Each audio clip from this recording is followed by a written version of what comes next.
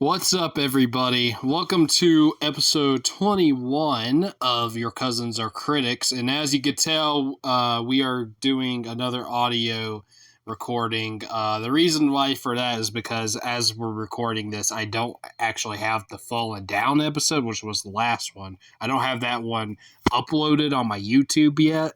So we're doing this like just a few days after that one. So this is, of course, episode 21, like I said, and today we are reviewing the most recent film that we've ever done. That is the 2023 film, Poor Things, directed by Yorgos Lanthimos, however you say his name, starring Emma Stone, Mark Ruffalo, and Willem Dafoe. Yeah. So, all right. Yeah, this was a movie ever since I first saw it, I was like, well, actually, okay, no, that's a lie, because I saw this whenever Cade was gone, but, But, no. I saw this before. I did. I forgot. Oh, God, yeah. Okay, my mistake. I actually did see this before he left. But I was thinking he has to see this movie, because I thought then that this was pretty much up his alley. Is it, though? I don't know. We'll find out. So I guess we'll go and say, Cade, you pretty much knew nothing about this movie going in. Is that correct? Yeah, I knew about just one image, and it's just like that picture of Emma Stone just looking kind of wide-eyed. Stoned. Yeah, just kind of stoned. And let me tell you, this movie has me feeling a little cuckoo. Shit's kind of my energy is kind of weird now, because this movie, I had no idea what I was walking into, and it really is probably one of the most bizarre things I've ever seen in my life, probably, I'll say. Yeah. So I knew nothing. Wow, yeah. Yeah, I mean, I, of course, knew a little bit, but I didn't know the plots or anything like that. I knew it was going to be weird, of course, because the images I saw. But, I knew, of course, it was Yorgos Lanthimos, who I haven't seen any other of his films, but I know his other films, let's see, The Lobster, there's Dogtooth, let me go to his filmography real quick. Okay. The Favorite, which was another one with Emma Stone before that, and The Killing of a Sacred Deer. So I was familiar with his films, but I haven't seen any of them. I've heard that they're pretty strange and out there, like I said, the images of this film looked pretty weird. But it has two actors I really enjoy, Emma Stone and Willem Dafoe. Willem Dafoe is actually currently right now my favorite actor of all time, and Emma Stone I've always loved. Of course, both as an actress and a celebrity crush. I've had a crush on her since The Rocker. Actually, you remember that? Remember that movie? Yeah, Kate? I remember that movie. Classic. Yeah, Sort of in the vein of Kubrick, a pretty Oh God! Actually, this is more like Kubrick, if anything. But all my kind of, Kubrick sort of. heads know that The Rocker is basically the sequel to The Shining. Go ahead. Okay, the true sequel to The Shining. Fuck Dr. Sleep. That's for damn sure. Sorry, yeah. Fucking Rainn Wilson of all people. He's crazy. Oh God. He lost his mind. I mean, yeah. I gotta watch that movie again sometime soon. I remember Jason Sudeikis being hilarious in that movie. Yeah, he was. As the manager. But I still own it, actually. I just haven't watched it in a long time. But yeah, so anyways, because of those two actors and just how it looked, I was like, yeah, I gotta watch this. And Yeah, I'll just go ahead and say I fucking love this movie. It is. I think it's a masterpiece. I'm not gonna lie. Like this or The Whale. Like it's close, in my opinion, of what I think. Maybe favorites, but also like what I think is the best movies in recent years of this decade so far. So yeah. Um. Okay. So, anything else you want to say before we jump into the plot, Cade? Yeah, I got nothing. Okay. Nothing to say.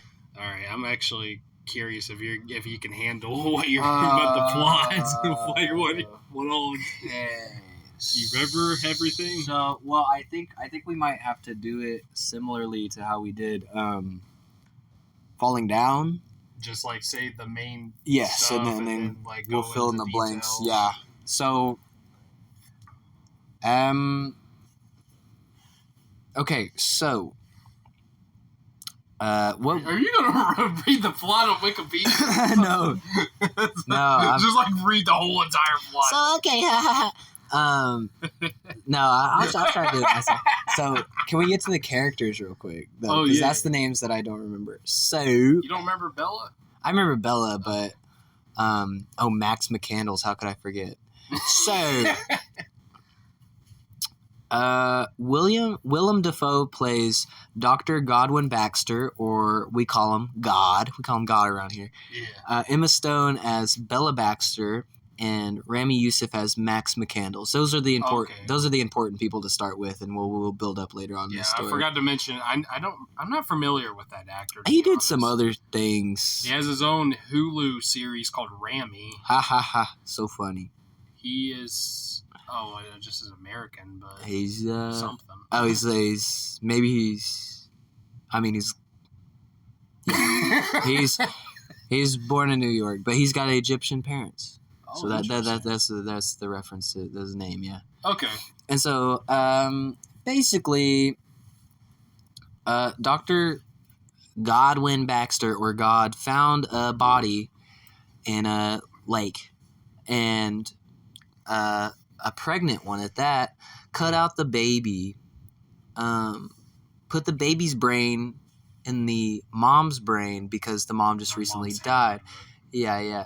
Mom's head, yes. Yeah, that doesn't make any sense. Put a brain in another Well, person. you gotta do what you gotta do.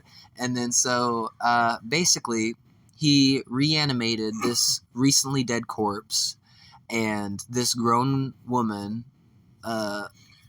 who now has the brain of like an infant, and then grows up, and by the time the movie starts, maybe he's like 5 or something. I don't know. Some young kid, basically. Well, That's my actually, guess. even when the movie starts, she seems a little younger. Yeah, no, you're right. 1 or 2. Yeah, this might be actually because she like barely. She didn't really talk very well. Yeah, no, yeah, you're right. So it was like, I don't know, maybe just a toddler or something. Yeah. And so this is a massive experiment for Dr. God, and as we call him in the movie, or as they call him in the movie, just God. Little on the nose there, but here we go. But Right. he's all mangled up, and he's got a gross face and stuff because his own father did experiments on him. So he's taking this as an opportunity to take an experiment on who he calls Bella Baxter, and basically treats her as his daughter. Yeah. And so he needs a little bit of help with the data around the experiment, so he hires Max McCandles, played by Rami Youssef, to be the one to take down these notes. What she's consuming, how she's acting, her cognitive improvements, things like this. Now, this movie is pretty weird in that every male in this movie's relationship to... Except for God, of course. Well, even God's is weird. I mean, he's not innocent. To Bella is pretty disturbing, just because it's like, okay, it's Emma Stone's face, Yeah. and body, but she's got the brain of a toddler, so it's like every dude in this movie is attracted to her. Yeah. I mean, this from sight, it's a beautiful woman. Yeah, but what the interesting thing is Right. too is that they're attracted to her because she's like simple at the start. Yeah. It's every time she gets smarter, like they get turned off. Basically, it's really pretty disturbing. So, basically, they all grow closer together, and Willem is like, "You are in love with Bella, aren't you?" Blah blah blah, and Max McCandles, played by Rami, of course, is definitely has feelings for this toddler in a grown woman's body, and they're set to be married. But I guess it's like because what was his job? My boy Mark Ruffalo plays Duncan Wilderburn, something. What does it say? Yeah, Wedderburn. Wedderburn, yeah. I guess.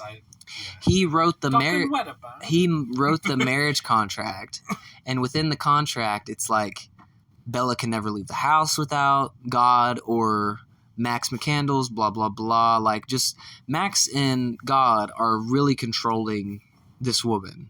Like that's the whole thing. They're gonna control her, and so, but my boy Mark Ruffalo, who's not my boy because he's so scummy in this movie. He basically romances Bella into taking a trip with him to Portugal, and she's literally sounds like a kid, like doesn't know anything, and they have sex and as she calls it, like jumping furiously. Furious jumping. Yeah, I think if not Poor Things, the name of this film should have been called Furious Jumping. Yeah, exactly. And so, which I'm not even sure what Poor Things stands for, but I don't know. Maybe just human beings. I don't know, like because this movie doesn't say the best, or at least in regards to like men, mostly it does not. It does not put men in a good light, which is understandable. So they go off to Portugal, and she begins to grow more intelligent and more independent, and doesn't want to be tied to a man. Basically, wants to explore by herself. After she gets inspired by Duncan, because that's all he talks about is like, oh, we must explore and blah blah blah blah blah. Then he gets jealous, of course, because she is pretty popular with everybody, and makes friends that are inspiring her to be even more independent. So he's just jealous. Like he came in acting like a Casanova, and then now he's jealous that she is probably above his level, I guess. And so, and throughout this whole movie, I guess the point of this movie is that this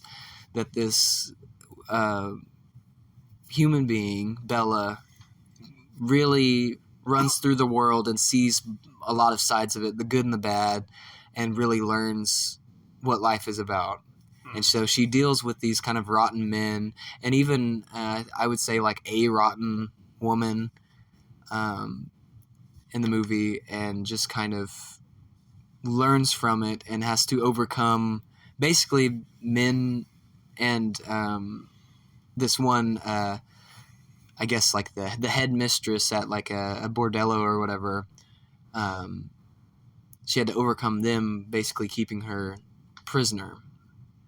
And I feel like I could keep going and explain the plot, or we could start kind of exploring it through our conversation. Okay, it kind of seemed like you were already just going to say everything. Yeah, because I was thinking, okay, I don't want to go into every single detail because this movie is pretty dense. It's a pretty dense movie, and I think we can get into it.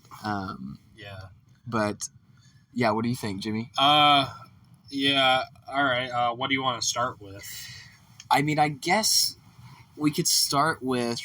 I guess we could just explain a little bit more. Actually, I guess we might have to. So she learns about basically poverty which is a big point in this movie because she has a lot of empathy for people and things, and so she's only been dealing with rich people throughout most of the movie. She learns about poverty. She gives away all of Mark Ruffalo, Duncan's money. She thinks it's going to get casino. She thinks it's going to go to the poor people she saw in the slums, but she gave it to the wrong people. She gave it to the sailor workers who promised they would give it to the poor, and they, of course, they wouldn't. But she didn't know that. And so then they're out of money.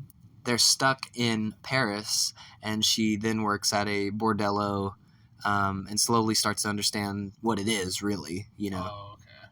And so she basically lives that hard life for a while. Duncan is pissed off that she is at his words, a whore and much worse words. But yeah, he's so funny in this movie. It's insane. I was actually quoting Harvey Keitel, and who's that knocking at my door? You whore. I don't know. Rough stuff. And yeah, so they split. Their romance ends. And this whole time she knows that Max McCandles, Rami Youssef, has proposed to her earlier in the movie. You know, so she's like, well, he's going to be my husband, but I'm like, you know, exploring and having fun, or then, you know, working in the house and stuff. And she meets, I don't know her character's name. Who's that? The old lady? Well, she meets the old, yeah. On the boat? No, I was already in Paris. Like, sorry. Yeah, I know. I can't remember her. Oh, it was like, what was it? Is it Miss Prim? Who's that? Isn't it? No. Sweeney. No, Sweeney. Yeah. I think so. Oh, that's a weird picture. Yeah. Sweeney, yes. Yeah, she meets Sweeney. I know that actress too. Catherine Hunter. She was in Harry Potter. Right? Oh yeah, and kind of Sweeney takes advantage of her too because, you know, she's a business owner and she's going to take advantage of her workers and things. And then is it Susie? Is this who it? Oh, she's a French actress, so it might be her. Probably. She meets Tonette. Yeah. Tonette? Who they build a friendship, and she's also a worker there, and teaches her about socialism, which I thought was really funny, and and so they build a friendship. She then escapes the bordello, gets back to London, and is then set to marry Max McCandles. Now, the marriage gets stopped by her previous husband, which is, what was his name? Alfie Blessington. Yeah, played by Christopher Abbott. And the deal is that to begin the movie, Emma Stone, who plays Bella Baxter / Victoria was her old name, jumps off a bridge, dies. And she is resurrected by Defoe, and then she has a new life. Now, her old life, she had a husband and was pregnant. And so he stops the wedding, and she leaves with him, and then realizes why she tried to commit suicide is because her husband is a fucking devil and treats his workers poorly. He tried to remove her clitoris and to stop her devilish whatever, you know.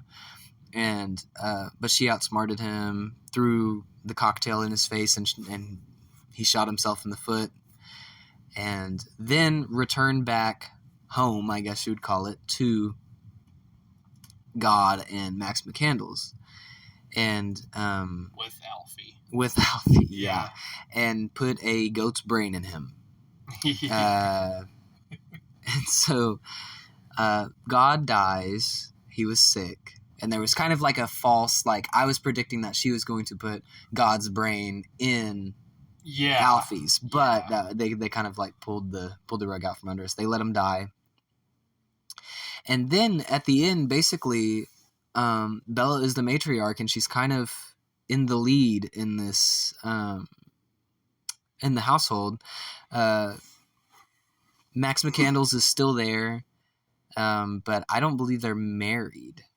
I didn't have that vibe. I missed it. Yeah, I don't think they were. Well, because I think maybe not. Because guess who was with her? Right, her friend. Her friend / like former lover, Tonette, was there that she met in Paris. So I think maybe if anybody's together, it's them two. Yeah.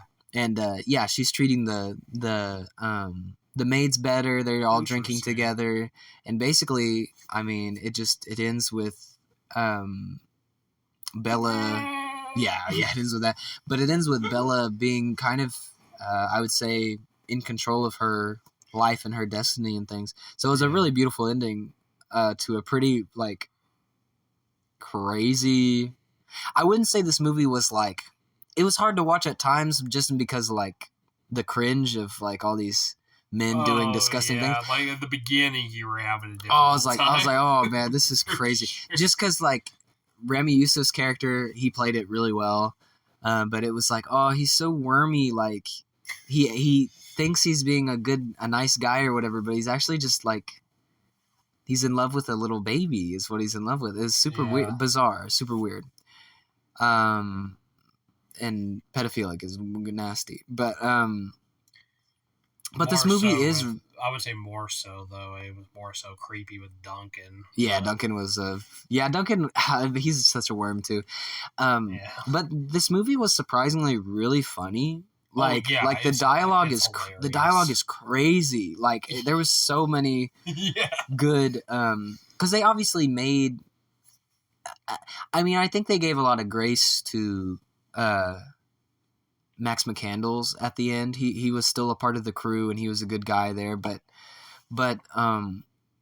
most everybody they just were kind of making fun of the whole time. Like, especially like Mark Ruffalo's character was hilarious because like they were just and you could tell he had so much fun. And with his performance was just so over the top. Yeah, he was having such a great time. Yeah. It was he is like this is definitely my favorite role that I've seen him in, and I haven't seen him in much, but I haven't seen too much. But he's either bad, like Eternal Sunshine of the Spotless Mind. He was so bad in that movie. He's either bad or he's just bland. Of what I've seen him in, but yeah, I fucking love him in this movie. This was insane. Like it was really enjoyable. I really liked that. But yeah, I guess we kind of had to explain the whole show. So now I guess we can go into more details. There was one thing you did leave out was a million. Well, one thing though I remember is that while Bella was gone, Godwin and Max, they did replace her with another girl, Felicity, who was played by Margaret Qualley, and they replaced her for a bit, while she was gone, and then but she still stuck around too. She was with what you call the crew by the end too. But yeah, there's that too. So it's like even that, it's like they replaced her, like the people that raised her and were in love with her, they by trying to get over her, they tried to basically have a copy of her, which it was just such just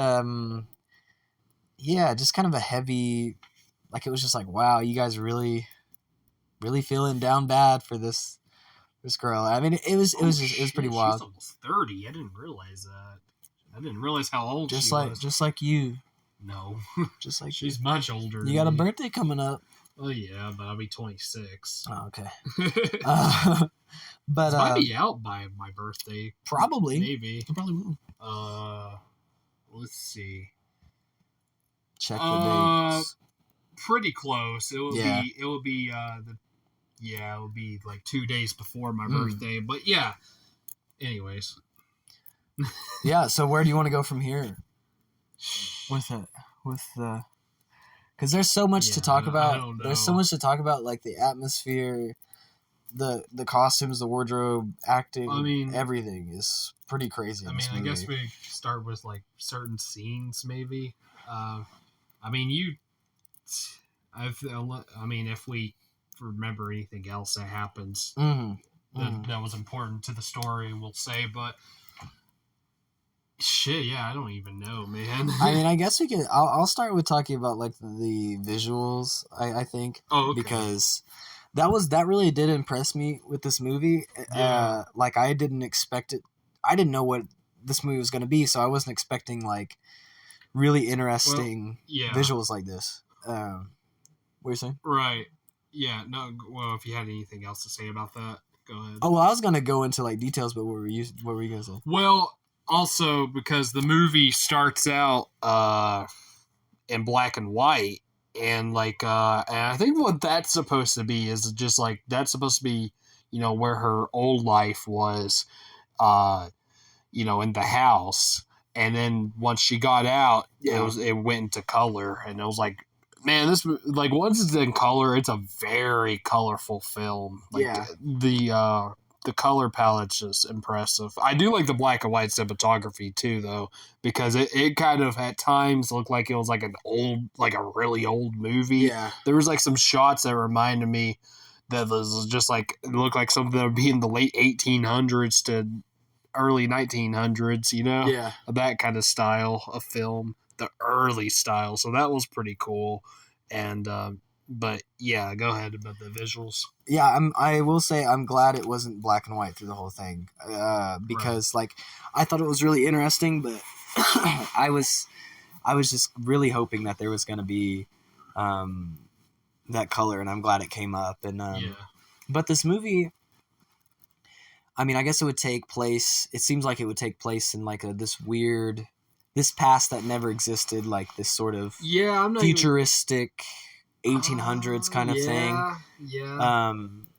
And so there was just all kinds of goofy things like one of my favorite parts. I know you really liked it too. Was with the carriage. Yeah. So it was it would look like a engine powered, maybe steam powered, I don't know, carriage, but they had like the neck and a little bit of the chest and head of a horse. Yeah. Like on the front. While like all the other like actually had carriages with horses. Yeah. They had that. Yeah. That was so funny. Like, and then there was, whenever they were in Portugal, there was all those like kind of flying blimp type things. I think they called it the tram. But this movie was obviously like pretty CGI heavy, but it really did look good. Like I was pretty impressed.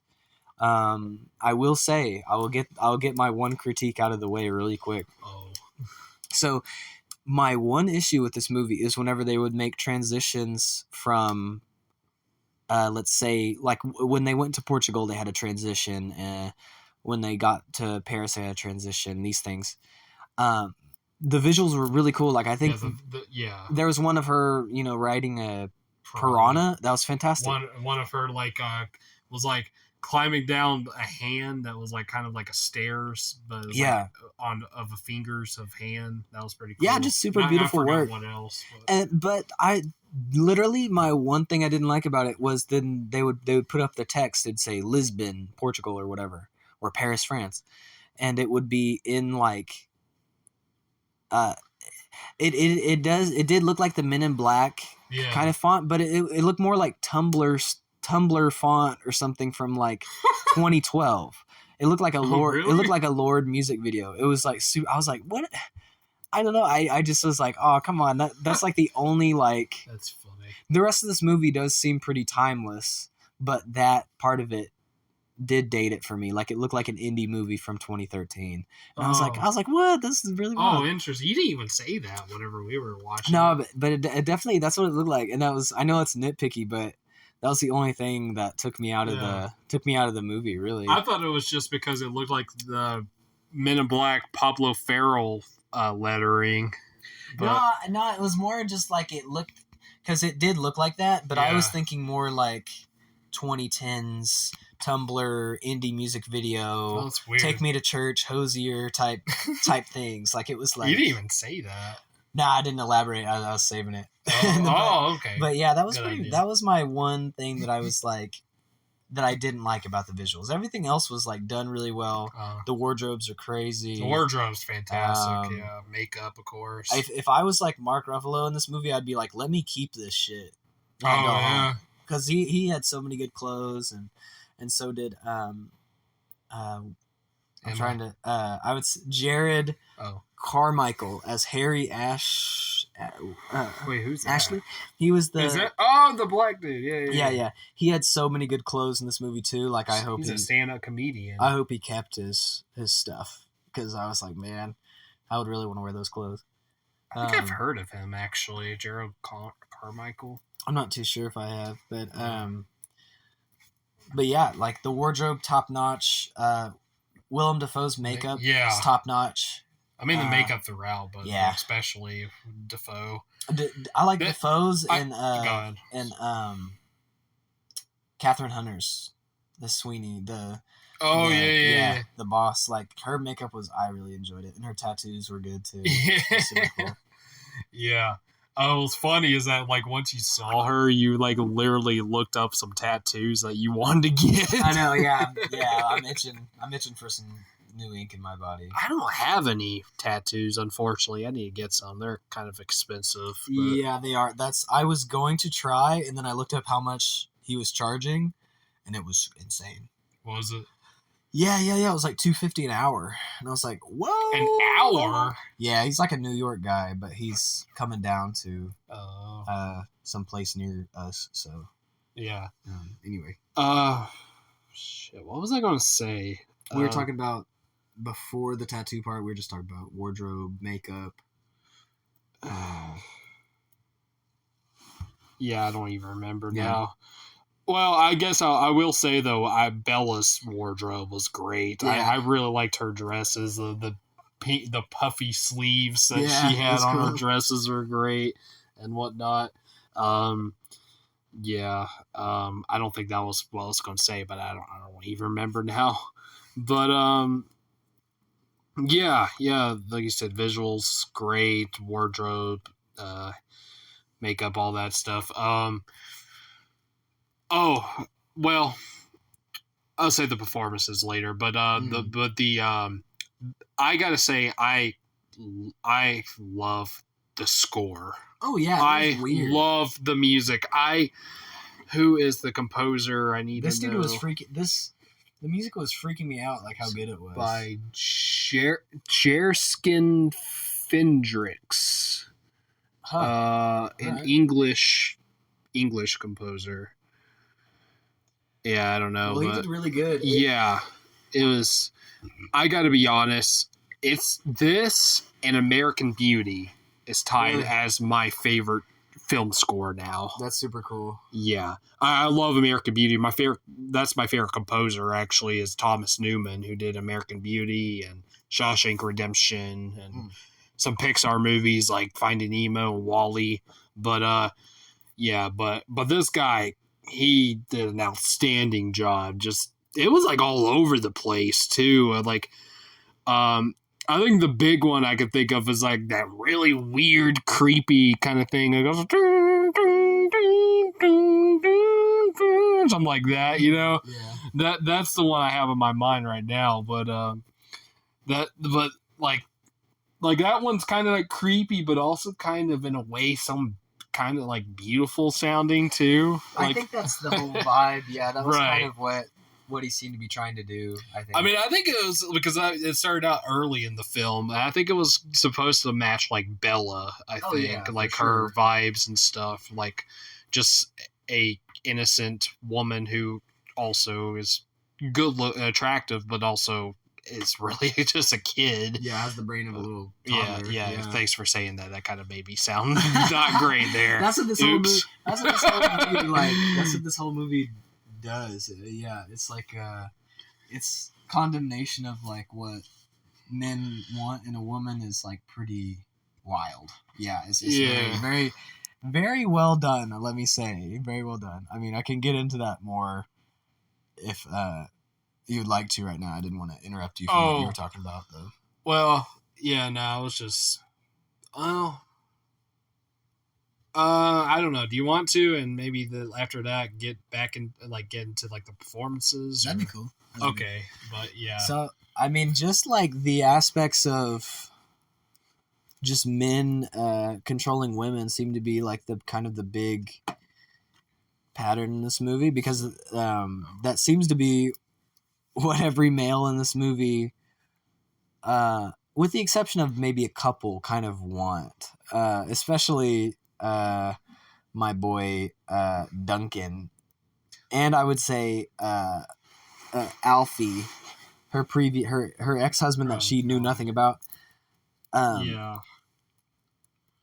Which is also crazy because Alfie was the worst. Yeah, even worse than Duncan. Duncan was just pretty much just pathetic. Yeah, just pathetic little worm. Yeah, but the funny thing that I was like, I mentioned while we were watching it, I was like, bro, she's your wife's body, but your daughter's brain inside of her body. Yeah. And I was like, that is so weird. I don't think he knew at the time. He didn't know until late, but he didn't give a shit after because she told him. Right. Yeah, it was bizarre. But basically just that, you know, Duncan's character was known to be like a man about town. Like he sleeps with a lot of women, and he's never like, well, he's probably been in love with before, but he tries to put up the front that he hasn't. Basically, he tries to put up the front that like he's what people fall in love with. He doesn't fall in love. Blah blah blah. But it takes a beautiful, like physically attractive, but literally the mind of a child to make him fall in love and make him basically lose his mind. Like she was wanting to be more and more independent and explore and live her life as she has the right to. That's why she left with him in the first place, because she had an opportunity, because that's, you know, she wanted to go out into the world before, but God wouldn't let her. So she, since he said that to her, is like, hey, let's get out of here. She's like, okay. Yeah. But she really didn't have any interest in him, really. Yeah, it wasn't really about him. I mean, other than sex. But yeah. Because she discovered sex. Yeah, she discovered all that stuff and furiously jumping. Furious jumping. And so this movie basically kind of shows like I think maybe just patterns in men in relationships and things. And it was pretty well done, I think. Like it was just like kind of just, especially Mark Ruffalo's character is just perfection. Like such a little baby when he doesn't get his way, and then was like probably my favorite line in the movie is I think she's like standing up to him, and it's like kind of like a long awkward pause. Yeah, for 10 seconds or something. And he starts like crying a little bit, and he says, "I'm going to the casino," and then turns his head and runs. It's really great. And like he has so many good lines. I wish I could remember them all. I think there was another one that made you laugh really hard. Yeah, I can't remember. I don't remember.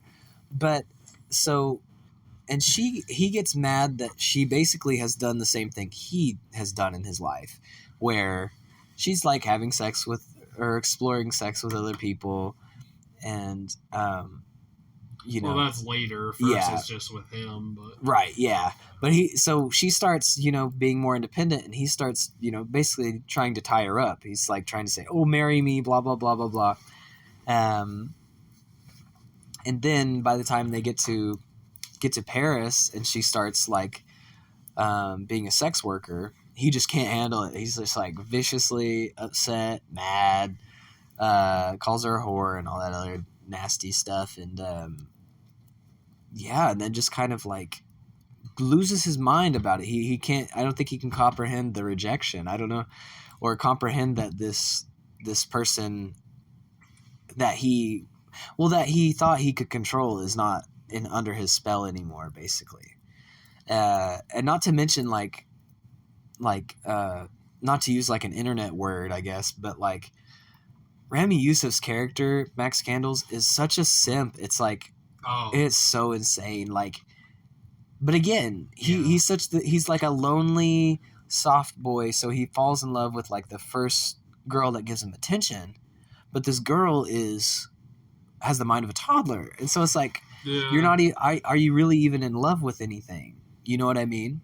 So that's really interesting to me too, because it's like, okay, this guy literally, whenever he first meets her, it's like, what are you in love with? Because she doesn't know anything about the world. She doesn't know anything about anything because she's a little baby. By the time she comes back, she's been through a lot, so she is aged mentally, but Right. even still, it's absolutely bizarre. And then probably the only reason why God, this is why I say God's not innocent, because obviously he brought this woman back to life when that wasn't his choice. It shouldn't have been his choice to make. 2, the only reason why he probably didn't rape her was because he couldn't have sex. Oh yeah. What was that? He went through like a long spiel about like did he not like have a dick or something? He was a eunuch, like he couldn't get hard, basically. Oh, okay. He said it would take the amount of electricity that powers South London to get him hard. So it's like, right. Okay, so the only reason why he didn't abuse her physically and sexually was because he literally physically couldn't. Mm. So not there. I don't know if there is like I don't know if there is an innocent man in this movie. How was Harry? Harry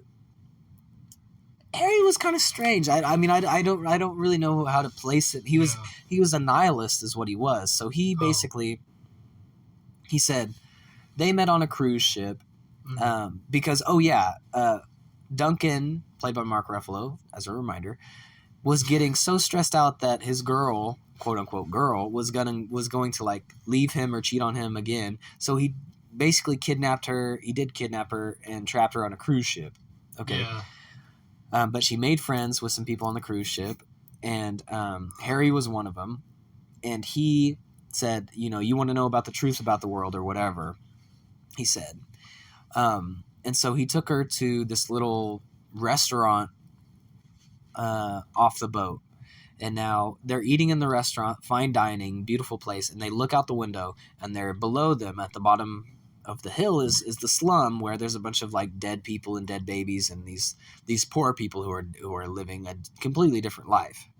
And so Harry says basically like, we can't go down there because rightfully so, they'll rob us, rape us, and steal our money, mug us, all that shit. And he says that's what we do to them.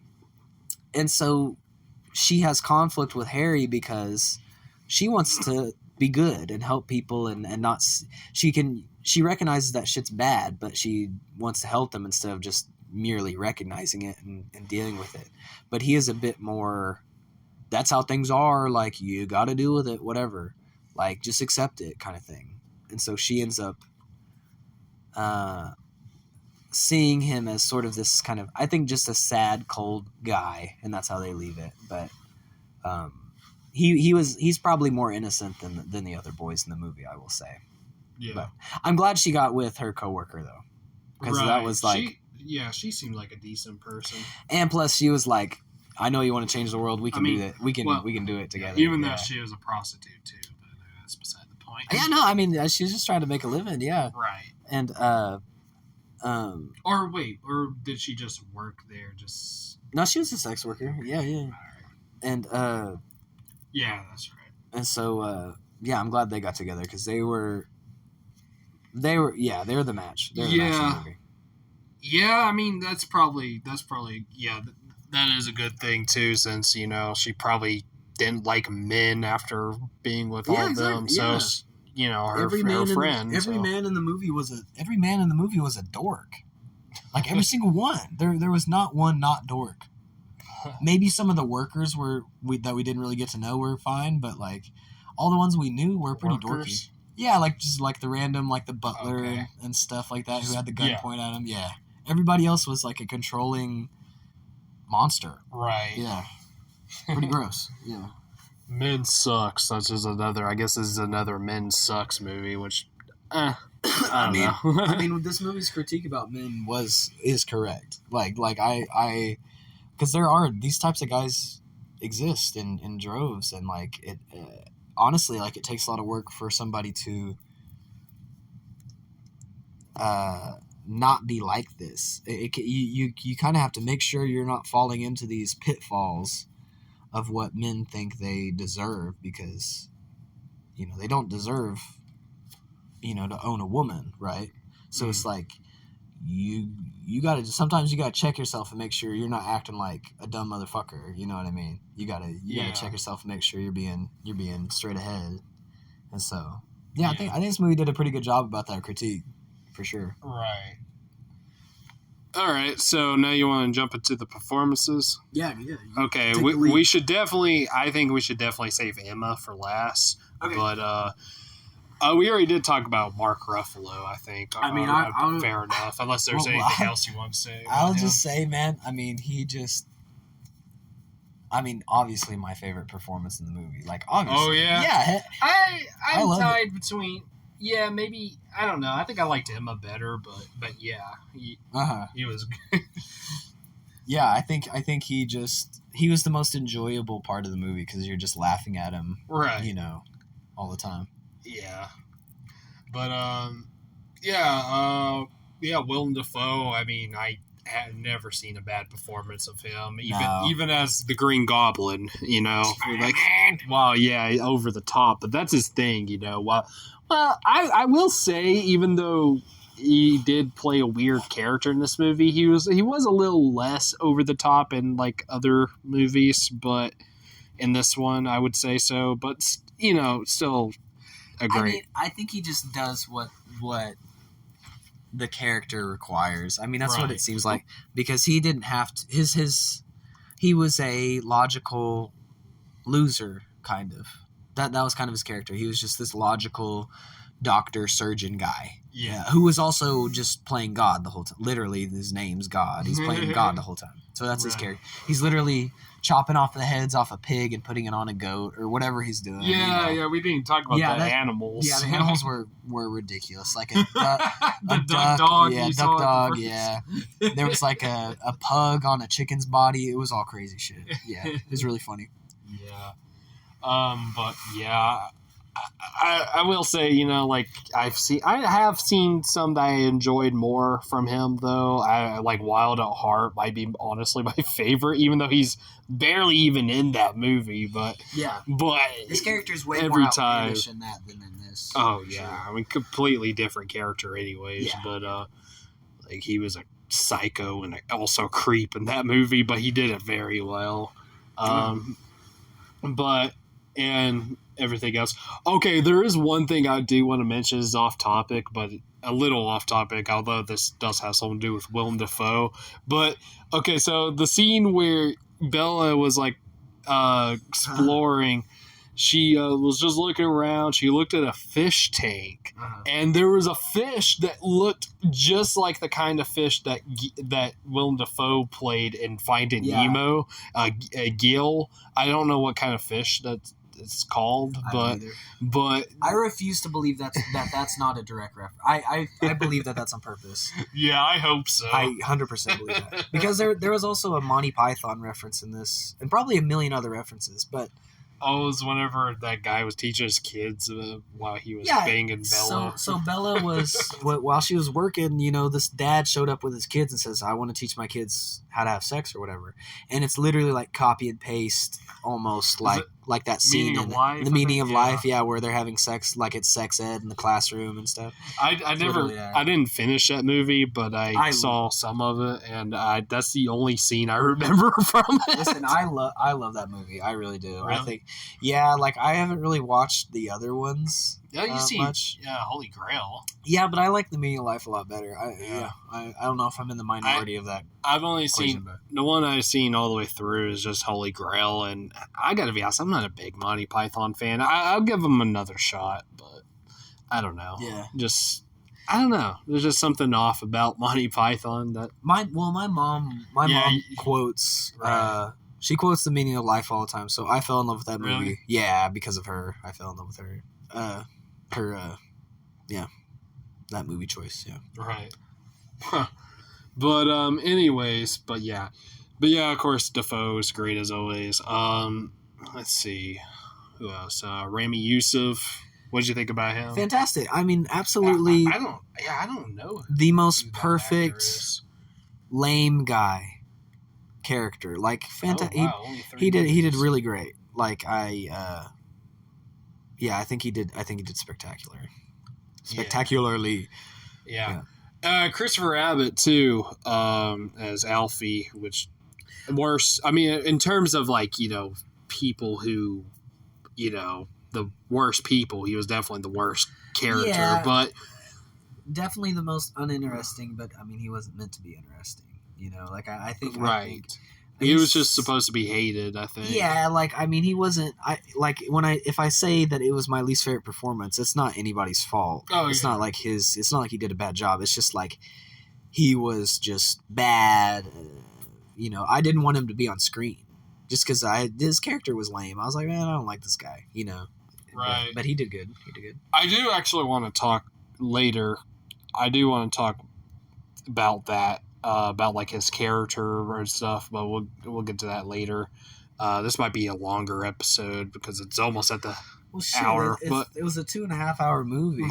Yeah, I mean, it was a long ass movie. Yeah, but yeah, I will say though, he looked a lot like fucking Daniel Day-Lewis in There Will Be Blood. This time around, seeing him, I was like, he looks just like him, like the mustache. He's like a smaller, less masculine version of that for sure. Yeah, he's a little bit more wimpy looking. Right, but yeah, who is Harry again? Jared. Yeah. Carmichael. Yeah, he did good. I mean, his character, they didn't let him be very emotional. Like, that wasn't his character's personality, but I think he did good. Yeah. Very good. And, man, I would say even though she was barely in the movie, but I thought Margaret Qualley, too, did a fantastic job.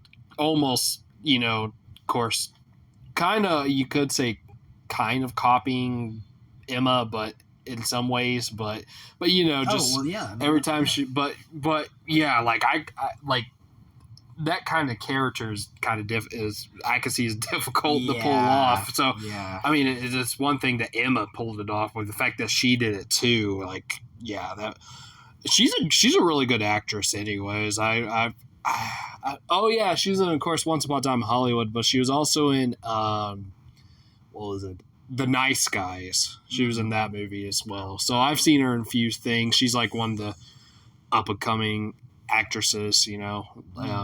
She's also the daughter of Andy McDowell, too. You know who that is? Yeah. But yeah, and everyone else, too. I kind of just want to talk about him. Yeah, honestly, everybody in this movie was pretty damn good. It was pretty impressive, yeah. Right. But, all right, so now, of course, we got to talk about Emma Stone, who, of course, I always loved as an actress, and, yeah, my favorite performance of her that I've ever seen, without a doubt. She won an Oscar, too, her second Oscar for this role, and a lot of people got mad at that just because she beat Lily Gladstone for Killers of the Flower Moon, which I haven't seen, but yeah, Scorsese, I need to, but they got mad because you know, Lily Gladstone, because you know, she was like a Native American actress, and people were like, oh yeah, we're gonna have our first Native American Oscar, I don't know if ever, but at least an actress. So people got mad because Emma Stone, who already won an Oscar for La La Land, won it, but the Oscar, go ahead. The Oscars bullshit anyway. All that shit's Rami Malek for Bohemian Rhapsody. There we go. That was a terrible performance. It's all. Go ahead. I don't know if, it's been rare that. I mean, it's just awards are lame anyway. They don't matter. It's bullshit. That's as far as I'm concerned. It doesn't mean anything. You know, it's basically a political. It's just these people in Hollywood vote on it, blah, blah, blah. It doesn't matter. It seriously is trash water. So yeah. Well, I'll be the judge whenever I watch Killers of the Flower Moon. But honestly, I think this is one of the best performances of the decade. Really? Yes, man. For sure. I mean, she did great, but I don't know. I wasn't completely compelled by. It wasn't groundbreaking for me. Really? No. Dude. I mean, she did a great job, but it was just that wasn't what I was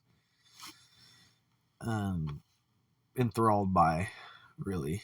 Dude, I honestly think that might be my favorite, like, female performance ever. Yeah, As of right now, at least. I mean, she did a great. Yeah, don't get me wrong, she did a great job. But like, I mean, it was like, and I think she did the transitions really well from like starting. Yes, exactly. To ending with basically being a surgeon, basically. Yeah, but, just how. Yeah. But yeah, but it was just like, you know, and the way her, like, I love how smart she sounded too. Whenever she's just like, had that, was like talking like all smart and stuff, but also in kind of humorous ways too. The things that she was saying, but she was like saying it so smart and calm and stuff. And it was great. She would say things like how a child says it, but it would be like scientific words like throughout the whole thing. It'd be really, that was really a good touch, for sure. And of course, early in the film too, whenever she was just acting like a toddler, you know. But yeah, man, I mean, I loved it right away, but I love it even more after watching it the second time. It's just outstanding. I think before this, my favorite performance of hers was Birdman, but even though she was just a supporting role in that movie, which she was great, but yeah, this one takes the cake for me. Even better in La La Land, which was the other one, which, I mean, she was the best one in that movie, but that movie, well, not a huge fan of anyways, and it wasn't like a groundbreaking performance, but, it was good. But this one, unlike you, I do think it's groundbreaking. Like,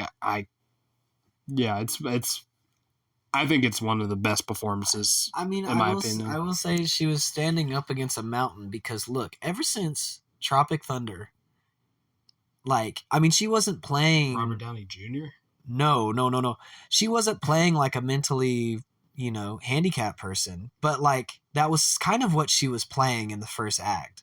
And you always stand up against Ben Stiller in that movie.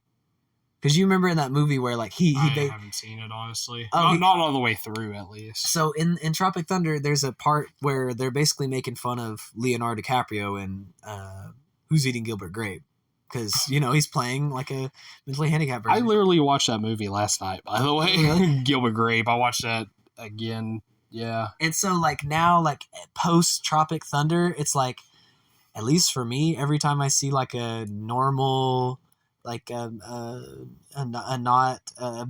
mentally handicapped person playing one, or like playing a childish role, it ends up just making me think about Tropic Thunder, and I'm willing to bet that I'm not the only one who thinks that way. Yeah, I don't know. I don't even know what you're talking about, to be honest, because I haven't seen the movie all the way through. I mean, like, I haven't even seen the movie. Like, I've seen like maybe 20 minutes of the movie, but the image of him, I forget what the name of the fake movie is. But was it one of the trailers that they played in the beginning? Yes, okay, I don't remember, but yeah, so it was like that's like been a pretty popular kind of I don't even think I would say meme, but just like a clip, for years. I have no idea what you're talking about. Well, I'll show you later, but so no, I mean, no, that's all right. I'll just watch the movie itself sometime. Yeah, but I don't know when, because I don't really have much interest in it, to be honest. Want to watch that movie. I need to watch that movie. Yeah, I don't know. Oops. I have a feeling I'm not going to like it, but I don't know. Probably not. But anyway, yeah. So I mean, she's standing up against that for me. Because like at the start of the movie, I didn't even know, because it didn't reveal how she got that way for a while. So I was like, is she just? I thought she was playing a mentally handicapped person. Oh yeah. So I was like, oh, this is crazy. Like, are they really doing this right now? Yeah, I didn't know what the actual situation was, but the story did make it different. Well, I think that's probably the intention, anyways. Make us think, whoa, Tropic Thunder, this is crazy. Yeah, but yeah, I mean, she did great, but it wasn't like the atmosphere and sort of the story itself, and how the people were reacting around her, I think was what made it interesting for me. Yeah. Did we didn't really touch upon the humor in this movie. I mean, maybe a little, but I mean, some of like the dialogue, but Yeah, the dialogue's really good. I wish I just had a list of quotes here. Yeah. But my favorite, my personal favorite is I'm gonna go punch that baby. Oh yeah, that was really funny. Yeah. That I laughed so hard the first time, and I probably did this time too. But that was just so funny because I mean you hear the baby crying, but it doesn't really. I don't know. You don't really think about it until she says it. Like, if this movie wasn't humorous, it would almost be unbearable. I think. Like it would be like it'd still probably be a good movie with a strong message, but I would never watch it ever again. I'd be like, I think it's definitely a comedy, and I think it saves it. If it wasn't a comedy, it would just turn into Mother. Basically, to me, like that's what it would turn into. You know, I mean, it's different, but that's what it would be for me. Mother, yeah. Jeez, that movie. I love that movie. It's a good movie too, but yeah. Yeah, then I think about. I don't know if I laughed at Mother even the second time watching. Yeah, I don't think I don't know if I did. I probably laughed being like, this is so crazy. What the fuck? That's probably what I did. Yeah. Maybe a little bit at like Harvey or Bardem's performance at times. He might, but maybe not. It wasn't supposed to be intentional. Maybe just something he might have said, or I don't know. Mm-hmm. He has a funny smile, kind of. So. Yeah, he does. Yeah. Anyways, the dancing scene was hilarious. Oh yeah. I mean, especially whenever Bella is like holding Duncan, and like Duncan's in front, and just like the way he's like walking and stuff. Yeah, like the thing that's like I think really funny that I forgot to mention about like the men in this movie is when. I mean, I guess I'll just say like when there's a sexual challenger, I guess is what I would call it, where I think it's still on. Where like Bella is going to run off with Duncan, Max gets mad and is like, I'm going to pulverize him, blah, blah, blah. This little wormy guy is like, I'm going to beat up this guy. She chloroforms him and goes anyway. And then there's guys winking at her at the dance. And then so then Duncan decides he's going to beat up this guy who's winking at her. And then doesn't even really beat him up. I think he hit something on his head. Yeah, I think he like hit him with like some sort of a glass or a plot or something like that. I don't know what it was. I just remember the fight being very childish. Oh, it was. I mean, there was no. He's like jumping on him. He was jumping on him, yeah. And then this couple comes up to her and is like, "Hey, we need to go to a dance in the city." And then so he chases that couple and tries to beat up the man in that couple. And so it was just this funny sort of. Yeah. And she was like not interested in this sort of bravado, masculine. I'm gonna beat up the guy who's, trying to have sex with my woman, or whatever. And it's like, yeah, it's pretty funny. It was pretty good with that. Yeah. But yeah, I'm gonna go punch that baby. There's one, I'm not going to say the word, but what Max says in the beginning when he first sees Bella. Oh, yeah. Even though it's fucked up, but he says he's like, what a pretty R word. Yeah. See, that's what I'm saying. It's like at that point I was like, uh-oh, this is getting real weird. Yeah. Yeah, I was like, this is going to be strange. So at that point, yeah, Max's character did change too. I think in the eyes of everybody who sees this movie, for sure. Yeah. But and there was another line too. I can't remember who said it. I don't remember, but yeah, there was a ton of good things in here that I was just dialogue is great. It was pretty witty, pretty charming, yeah. Yeah. Okay. All right, so anything else you want to touch upon? Because there's one more thing I want to talk about. No, I think I've kind of said my piece. Okay.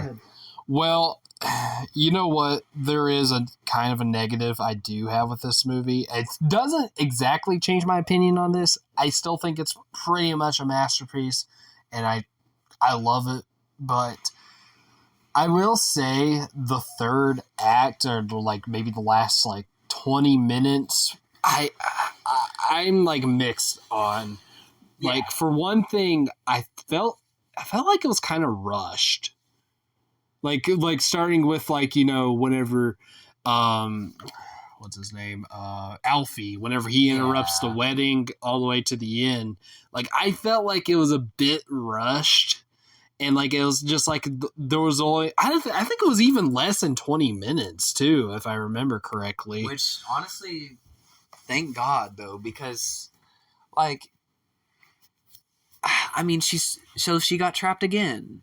It's like, you can't keep trapping this girl and it being interesting. Like Alfie's character, just what he was, an awful dude, pointed guns at his workers, all this shit, and it was just like, okay, come on, get her out of there and finish the movie, kind of thing. It really wasn't. I didn't find that part interesting at all. Like, I was like, oh, okay. Yeah.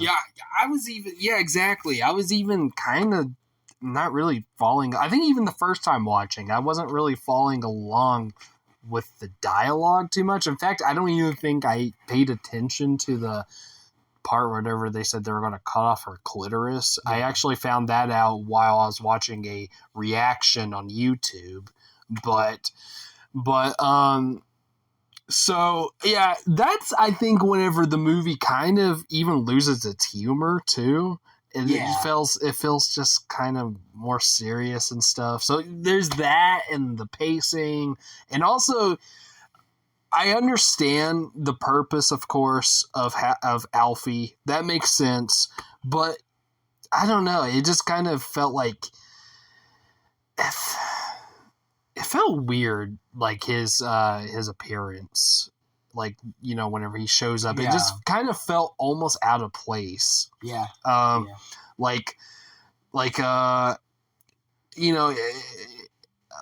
Maybe if there was about, say, 30 minutes left of the movie, then maybe it could work. But I don't know. It just kind of felt like, like whenever at that wedding.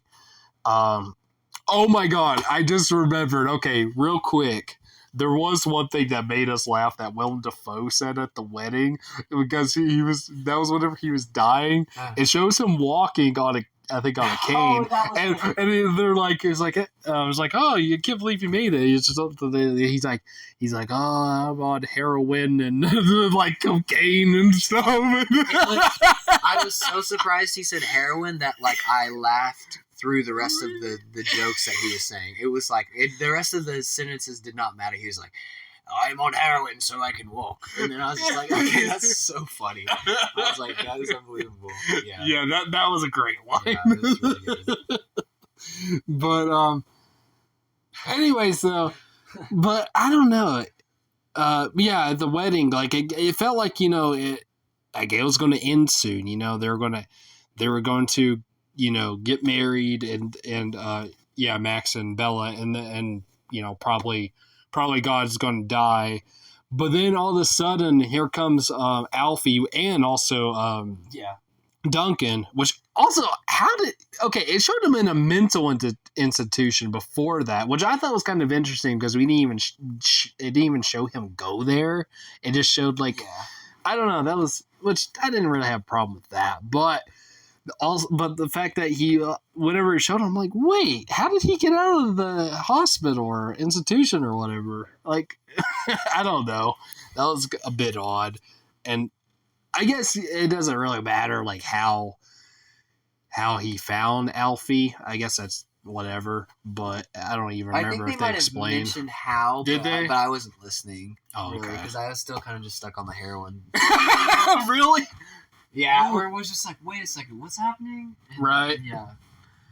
But I don't know. It just felt, you know what I'm saying, man? It just felt kind of odd. Yeah. It felt off with him agree, being there. I agree, and I think it's completely necessary. Yeah. Because she still had some growing to do. Like, she was going to get married to this guy who she was going to get married to Max when she really shouldn't have.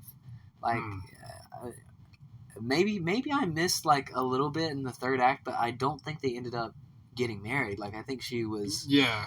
I think they're just friends at that point. Right. Which if that's the case, that's a perfect ending. But right. But yeah. Yeah. I agree with you.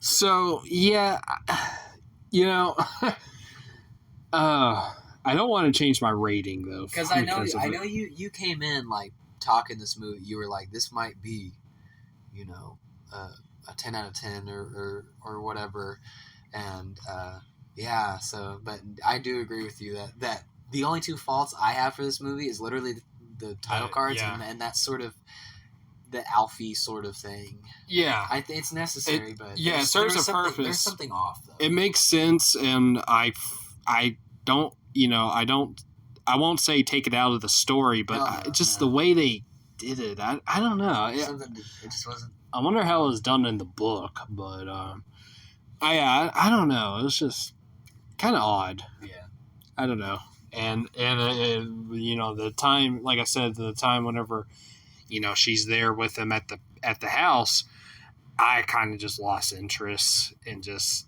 for a minute, and but because honestly, I think like we've been repeating ourselves. It's necessary, but I was just so exhausted of this woman just having a hard time.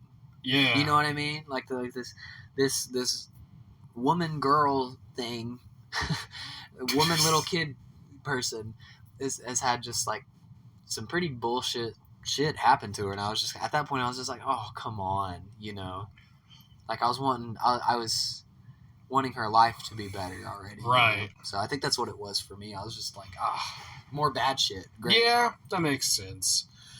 Yeah, but I don't know. I don't want to change my rating because I already know what my rating's going to be, but maybe on third watch we'll see how it does. Maybe I'll like it better. I don't know, but I don't love that part. I mean, I don't think that it ended on I think it ended good. Yeah, the ending was good, but I just stuff before then. I don't know. It felt, bless you. Thank you. But it felt odd. Felt not necessarily out of place, but felt different. I don't know. It's just that if I have any issues, I think it's that. Yeah. So, but yeah. Other than that, I love this movie. Yeah. It's going to be. I'm already going to tell you. Falling Down might make it on my top 100 when I update it, but this is definitely going to be. Yeah. Because I think I like The Whale just a tad bit better, although I might say this might be better than The Whale. I don't remember what I gave The Whale. Well, we didn't even do an episode on that, so you didn't even give a rating. Oh, that's right. Yeah. But The Whale I like personally better, but this is a close second. This is definitely my second favorite of the decade so far. And the fact that I think is insane that this movie got nominated for the awards they did. I know you said awards don't matter and stuff, but I just want to talk about this. Like, for one thing, it was nominated for Best Picture, which I think is pretty crazy. But then again, the Best Picture winner before that was Everything Everywhere All at Once, which was a really crazy movie in different ways. We're in that era, I think, of weird, crazy things. Yeah, Parasite too won Best Picture a couple of years ago, and that was kind of weird too. But yeah, it was nominated for Best Picture, and director, actress, of course, won. Mark Ruffalo got a nom for supporting actor. I'm so glad for that. Adapted screenplay, original score. Oh man, I wish it won score. Yeah. Production design won. That's good. That makes sense. Cinematography nominated. Hair and makeup won. Costume design won. Yeah. Okay, so all those that won for, I agree with. But I wish it got music though. I wish it got score. What beat that for score? Probably something stupid. Oppenheimer beat it for score, which also, of course, beat it for Best Picture, which I haven't seen Oppenheimer yet, but... Yeah, frankly, I'm not interested. Well, I kind of am, actually, because of just... I'm curious. I'm more curious than interested, but I have to do it anyways, because eventually I'll do a Christopher Nolan ranking, so, yeah. Nolan even beat Yorgos Lanthimos for director, but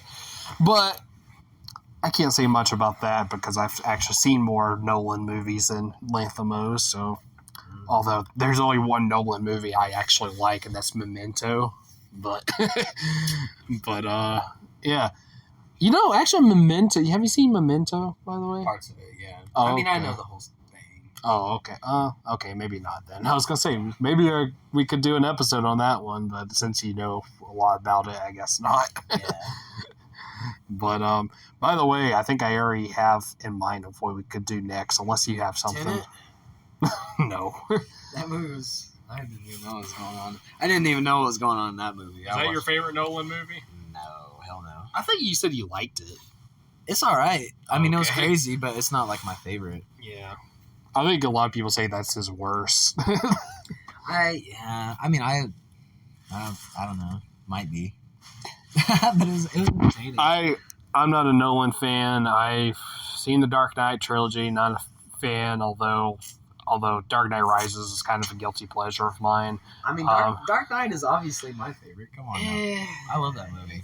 I guess it's good, but overrated as fuck. It's nostalgic, baby. Yeah. It's overrated. It's, in my opinion, probably the most overrated movie ever made. Godfather. No, I like Godfather better. But and Inception, I wasn't a fan.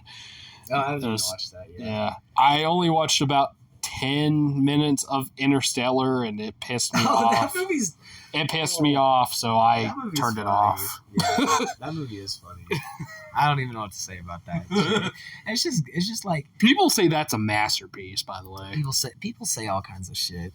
It's just like what he does. All I know is like he does get emotional at the end or something to do because his daughter like aged or whatever. Yeah. But who gives a shit? Well, the thing about Christopher Nolan that's so funny is he has an idea where it's like, whoa, that would be crazy. And it makes a whole movie of it, and it's like, I don't know if this is worth it, man. I mean, maybe it is. I don't know. I mean, I'm just not a Christopher Nolan head. Yeah. I just like... Memento was very good, but I only watched it once in its entirety. I think I even tried watching the second time. I didn't even finish it. Yeah, but that's kind of the vibe. Like, I definitely will watch it at least one more time. But I probably have seen Inception on the TV a few times, but I've never watched the whole thing because I'm just like, oh, that's crazy, man. And then walk off. I watched it, but I barely paid attention to any of it. Yeah. I was just like, there were some moments I liked about it because it was, it was cool visually and whatnot, but like that was about it for me. Yeah. That's what I and Leo, but It's so funny you're in love with Leo. Not as much as I'm in love with Ethan Hawke, but yeah. Okay. Ethan Hawke. Yeah, this is interesting.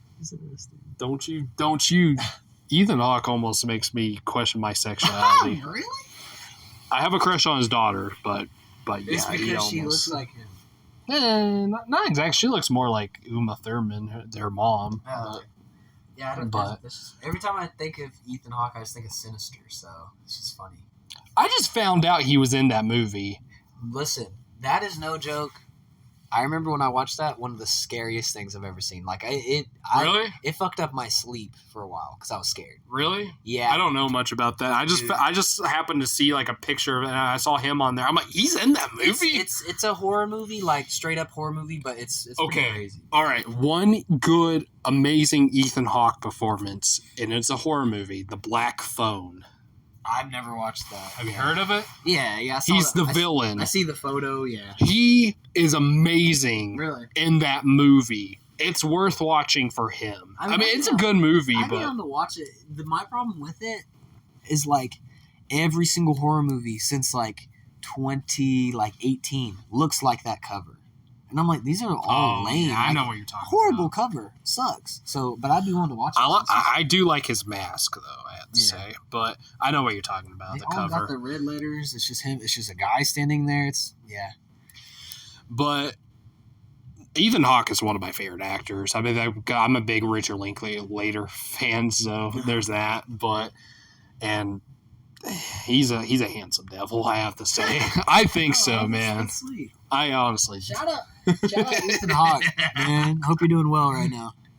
He seems like a cool guy. I saw him and his daughter was in the Criterion Closet. I watched that, and they both seem like awesome people. That's and nice. I want to marry Maya Hawke, and so Ethan could be my father-in-law. That's so funny. Well, not just because I love her anyways. That'd be so crazy. I love her. But yeah, if I could marry any celebrity, it would be Maya. But anyways, Wow. or Phoebe Bridgers. But so yeah, we're way off topic, of course. But if you know our podcast, you should be used to that. Yeah, get used to it. Get used to it. Anyways, I think we should probably wrap this up. So, final thoughts and ratings. I'll start with you, of course. Okay, pretty damn surprised. I thought this movie was not going to be visually interesting at all. Oh, really? I thought it was going to be just dry. To be honest, I thought it was going to not be funny at all. Oh, yeah. Just based on the name and the photo, I was like, this is gonna. What is this? Like a weird romance movie? That's on like a depressing romance. I thought you were gonna make me watch a depressing romance movie for 2 hours. Really? Yeah. Did you even know anything like how artistic is Hell it? no. Hell no. But so that being said, completely surprised. Really liked the movie. Everybody worked hard. It looks really great. Everybody did a great job acting, everything. I give this movie a 9 out of 10. Oh, really great movie. all right. Like I'd say it's. What did you get? You get Falling Down an 8. Yeah. Nice. Yeah. I like both movies, but the sheer like, I like Falling Down for different reasons, but like the sheer like, creative direction in this movie was pretty overpowering. So yeah, 9 out of 10. Hell yeah. All right, so, okay, so I will say that third act, or at least the last 20 minutes, almost makes me want to not change, because actually I did change the rating before, but because, yeah, like on second watch, I changed the rating. It almost made me want to just keep the original rating, but no, for now, I'm going with my rating. 10 out of 10. Whoa. 10 out of 10. I think it is. I mean, despite that, the last 20 minutes, or at least because the ending was great, but like the stuff before it, though, yeah, it almost kills me. Like it almost makes me want to just keep 9 out of 10 because that's what I gave it when I first saw it. And what's funny is I gave Falling Down a 10 out of 10 when I first saw that. And then that went down on second watch. So, but, which, you know, still 9, still means a favorite. But no, I'm just going to, for right now, you know, maybe next time I watch it, we'll see how I feel about that. I'll try to, if I don't understand much about it, maybe I'll have to, like, watch a video or something, or I don't know, but I just feel like I don't know, I still just, despite that, I still think that this is pretty much a masterpiece and just proof that even though Hollywood sucks at the moment and that, you know, just stuff is just not going great with, you know, movies in the movie industry today, you know, for a lot of it at least, we're still getting great films. Creative. We are still getting great films. We still have great directors, which I definitely want to check out more of. Yorgos Lanthimos, whatever his name is. I want to check out more of his stuff. He even has a new movie coming out this year, believe it or not. And I think it's a lot of the same actors from this. Like, I know Emma Stone's still going to be in. That's really fun. Willem Dafoe, Mark Qualley again. Okay, maybe just them. But also Jesse Plemons, too. Yeah, that guy. That guy, dude, that guy is... everything now. It's kind of annoying. Fuck off, dude. Do something else. No, I'm just kidding. That was me. I'm kind of mixed. It's an anthology. Oh, film. interesting. That's going to be cool. I bet. That's going to be really interesting. Yeah. Interesting. Oh, Hong Chow too from The Whale. You remember her? Oh yeah. Yeah, she's in it. Yeah, I'm looking forward to that one. I'm looking forward to. I want to watch the rest of his films. I haven't seen The Favorites or The Lobster. Those have What is been. The Favorite? Go to that real quick. That's Emma Stone as well. It's like a period piece kind of thing, but I think the comedy is a lot similar to this at least. I was confusing it with another movie. I don't remember the name of the other one though. Oh, okay. But yeah, and others. I think what nationality is he? He is Greek. Oh, interesting. Oh, it's not right. So, what'd you say? What's up, man? Just that picture of him. So, like, his early films are all, I guess, in Greek, like Dogtooth and some others. But I don't know. I'm curious, though. I'm curious to see what his other films are, because I hear that he's kind of an odd director. I mean, definitely after watching this, definitely. But still, So, yeah. But right now, yeah, I'm in love with this movie and just almost everything about it, despite the... Yeah. But I don't want to repeat myself over and over again. But yeah, I love it. So 10 out of 10, and Cade gave it a 9 out of 10. That's so correct. That's pretty awesome. I'm glad we did that. I know. Yeah, same page. Right on. Yeah. Almost. Yeah. Mm-hmm. I'm glad you liked this movie. I gotta say, I was kind of nervous a little bit going into the stuff that you were like cringing at the almost pedophilia kind of stuff, but but I was like, oh man, I hope this is another Leon the Professional. But well, Leon is a lot. It's just grosser to me. Leon is, yeah. Oh, okay. Because I mean, it's like a little. It's like it's. Because this movie says more about, I think men's perspective on what's attractive in women, like grown women. Right. Is basically them being stupid. Like, that's what a lot of men find attractive, is, if they can feel like they're in control and smart. I'm Leon definitely the opposite. Yeah. I want to be with a woman who's much smarter than me. Yeah, I'm a kind of a dumb idiot, so, yeah. But, yeah, Leon is just, it had a grosser vibe. For sure. Yeah, I'm still thinking about that one. Like, I don't know. I can see how it is, how you would think that, but I could see how it can't be either. But, we already talked about that movie. True that. But, that's Poor Things. Both enjoyed it, and hope you enjoyed this episode. Yeah. Sorry it's just audio again, but I think the last one we did was we did Whiplash audio as well. What a great movie. I think about Whiplash a lot. But yeah. I don't know if it caught that, but Okay, that's all right. I'm just talking like that turtle, man. Like J.K. Simmons. But yeah, anyways, I hope you enjoyed this episode. If you made it this far, please like, subscribe, comment, hit the bell, share. I don't know. Oh yeah, okay. All right. Maybe we'll do this one. I'm curious on doing it. It might be a little risky to do it, sort of. Okay. Because it is about like a kind of a risky topic, kind of. But there is a movie, I don't think, I told you about it once, Cade. You probably forgot about it. Probably. And I don't think you even heard of it before I told you about it. Probably not. The next movie I have in mind is, I did talk a little bit about it for my April ranking. It's a movie most likely you never heard of, not just you, Cade, but others. But maybe.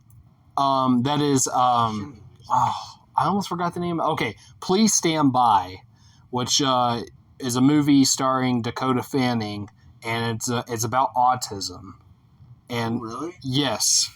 Okay. Yeah. I wasn't expecting it. I was expecting it to be like a movie about race or something. Oh no. Like a movie from the 1990s. Like, do you remember? I love that era. It's so funny, where they got Matthew McConaughey and he's defending Samuel L. Jackson for like murdering some hillbillies that killed his daughter.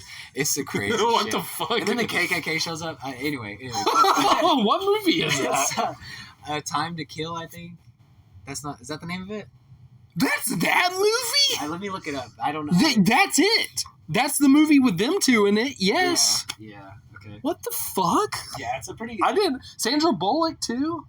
Yeah, I remember my mom showed it to me as a kid because she was like, "You need to learn about racism," and then show me that movie. Kind of. Well, she didn't say that verbatim, but it was that movie. Yeah. Does she also show you American History X?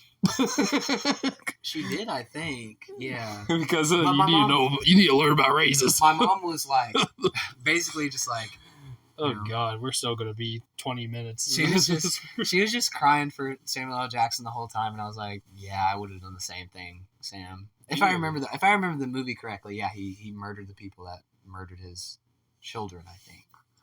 And and she was just like, it's fucked up. And I forgot. Very fond. That was a good mom moment. I forgot who directed that, if I even knew who did it. But no, Police Stand By is it's about autism. Okay. And I think that might be an interesting movie for us to do. Okay. Yeah. I don't want to say it right now, but yeah. Anyways, but yeah, we'll at least watch it, and if you want to or whatever, we can do it. But sounds good. Yeah. Anyways, I want to get your surprise in your voice. Guess who directed this movie? Joel Schumacher. Yes, you just looked at it. Yeah. No, I didn't. No, really? I didn't look at it. I think I guessed that it was him. I think I kind of remember because I thought I knew who did direct it, but I wasn't entirely sure. And I was just thinking, is it Joel Schumacher? I just had the Wikipedia up, and I thought he peeped the Wikipedia, but no. He didn't. He just had it in his brain. Okay, anyway. Yeah, no, or that was a guess at least. That was a good guess because you're right. All right, so yeah, maybe Please Stand By. If not that one, we'll see. That might be a while because Cade, you are going to is it Atlanta? I sure am. Yeah, yes, just for a visit, but yes, but yeah, I'm going to the Dirty. Yeah. So if you're there, I will not. By the time this is up, I will probably not be there anymore. So all of you Atlanta subscribers out there, sorry to disappoint. You can't find me. Well, except for the people that you're.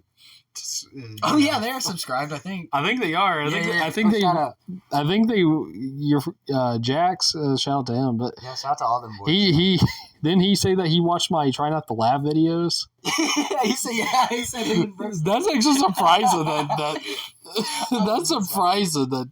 I wonder if he could watch listen to these podcasts since you're here. If he wants to hear my voice, yeah. Yep. Well, and see you too, but even though it's not this one. But okay, let's just go ahead and end it. But yeah, anyways, we'll see you sometime soon. Maybe the next 2 weeks or so, but it'll sometime. We'll see. Yep. Might not be until next month, but well, anyways, please. I already said please like, subscribe, all that jazz, and we'll see you guys later. All right, everybody. Peace. All right. Derrick Rose is the GOAT. It's not LeBron. It's not MJ. All right, bye. Wait, hold on. One more thing. He's a GOAT. No, Alfie's a GOAT because he got turned into a GOAT. You guys didn't hear it, but I just gave him a fist bump, so it's real. Alfie was the GOAT. Okay, one more thing I will say. That actor's performance as the GOAT was outstanding. Even better than actually Alfie. He was GOAT mode. Okay, see you guys. Bye.